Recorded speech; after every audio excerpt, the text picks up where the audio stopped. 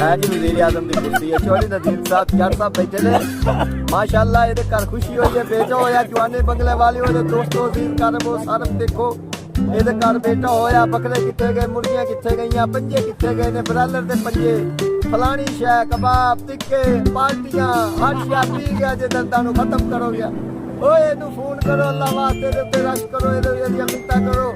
एक दिन सराजी वाली जुत्ती पाई आ चेक बकरे पी गया हर शह पी गया। ओ पंजाबी हुंदा ते कोई गैरत करदा ये तो साडा हक आ गया। आ वेख लो जट साहब आए ने ओ लंदी बोतल दे विच दी ड्यूटी दे पहुंची दे आज स्पेशल भई दोस्त दा बेटा होया ते ओनू भी दोस्त दे बेटे नूं भी आखिया भई आ जेहड़ी लकड़ां वाली फर्नीचर वाली दुकान है इत्थे बैठ जिदन पग गई कोई शह बन गई ते असीं तैनूं खवा दांगे। नहीं नहीं दसना कि लकड़ां वाली नहीं बनी इन्हां को बालन नहीं बनया जिदन बालन बनया इन्हां चों बचिया दरवाज़िਆਂ चों ते उदन असीं कोई तड़का लावांगे कोई लूण मिर्चा सिट्टांगे प्याज गंडा सिट्टांगे ते इंशाअल्लाह ओही खवावांगे तुहानूं। ओके जी अल्लाह हाफिज़।